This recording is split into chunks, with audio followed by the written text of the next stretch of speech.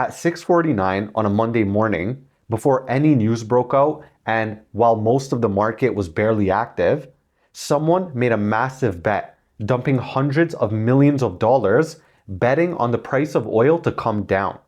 Just 16 minutes later, a post came out from Trump claiming that US had made progress in talks with Iran. This caused oil prices to drop, and whoever placed those trades was perfectly positioned to make millions of dollars before most people even knew what was happening. And the strange part isn't just that it happened, it's that this kind of thing keeps happening. Big, perfectly timed trades right before major announcements that move entire markets. And when you start looking at it closely, a pattern begins to show up.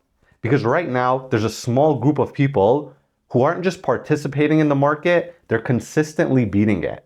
But here's the thing, the oil trade exists in a gray area. We don't know who placed it and we might never find out. What we do know that's in detail and that is out in the open is that members of Congress have been doing a legal version of this for years, and they've been very good at it. Take Nancy Pelosi. Over the last decade, her household's portfolio has returned roughly 800%. Compare that to the S&P 500, which during that time has went up around 250%. Or even Warren Buffett, one of the greatest investors to ever live, has not performed half as well as Nancy Pelosi. So either she's the greatest investor to ever live, or she's able to place positions based on the future of policy decisions and benefit off of that knowledge. And a lot of these trades by Congress, they're not hidden and they are publicly disclosed. And now they're tracked so closely that entire portfolios have been built around copying them. And in some cases, her disclosures can even move smaller stocks on their own. Now, technically, she doesn't place the trades herself, her husband does. But that distinction doesn't really change the bigger picture. Because when you have access to information, timing, and influence at that level, the advantage is obvious. And that's what makes this different from the trade we started with. That oil trade might never be explained, but this is happening in the open. Now, what makes this bigger than just one person is what happens when you look at data across Congress as a whole. A study from the National Bureau of Economic Research looked at congressional trading and found that members don't actually outperform the market in any meaningful way. But when you isolate the people with the most power, the most leadership positions, they have committee chairs, they're party leaders, the results change completely. After people step into those roles, their performance jumps significantly. They're outperforming their peers by as much as 47% in some cases. That's difficult to accomplish for some of the best hedge funds in the world. And when you actually look at the trades in depth, they tend to line up with things that shouldn't be predictable. Things like regulatory decisions, government contracts, corporate developments that only become public later. So it's not that everyone in Congress is beating the market. It's that a small group of people, the ones with the most influence and the most access to information, are consistently able to do something that for everyone else would be illegal. Now, you might expect that activity like this would attract serious scrutiny, and historically it would have. But enforcement around this kind of behavior has weakened greatly over time. For example, the Justice Department's Public Integrity Section, the unit responsible for prosecuting corruption cases, has reportedly shrunk dramatically, going from 36 lawyers down to just 2. And investigations in this space tend to be very slow, difficult to prove, and they often lead to limited consequences. So even when something looks suspicious, it rarely results in clear accountability. And this kind of creates an environment where the risk of getting caught is so low compared to the potential upside. And when you combine that with the kind of access we've been talking about, information, timing, and influence, it changes behavior. Because if people don't expect consequences, they don't need to be subtle. Which is why trades like the one that we started with, that massive oil trade, 16 minutes before an announcement, they don't even necessarily look like someone is trying to hide anything. They just look like someone who wasn't even worried about being investigated in the first place.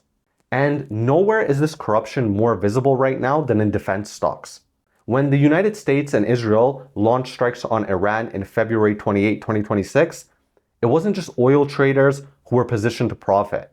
Members of Congress, specifically those sitting on armed services and intelligence committees who received classified briefings on military planning had been loading up on defense contractors for months.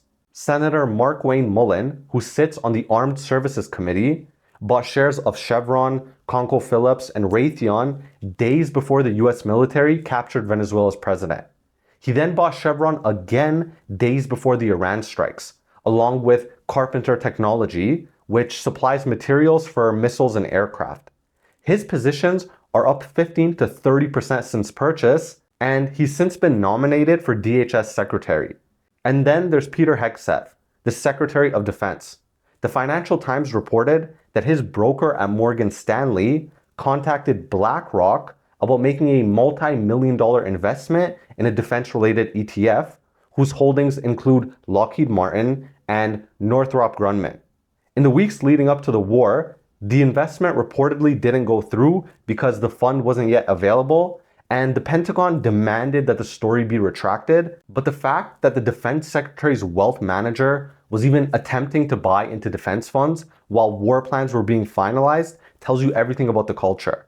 Now, to be clear, there's no proof that any of these trades were based on classified information, but when the people who are being briefed on where bombs will fall are simultaneously buying stock in the companies that make the bombs, you know something weird is going on. But the biggest question in all of this is, does any of this actually cost regular citizens money or really hurt them in any way? Well, what a lot of people will try to tell you, especially people in the government, is as a total dollar amount, Congress is not trading much to actually move the markets in any meaningful way. So it's easy to write this off as rich people skimming from other rich people.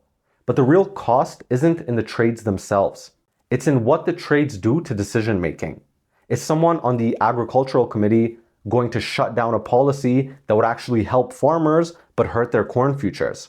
Or will someone who owns millions in Nvidia shares vote to not regulate the AI industry because they're profiting from these countries? Or is a member of Congress going to vote to escalate the conflict with Iran because they're heavily positioned in defense companies?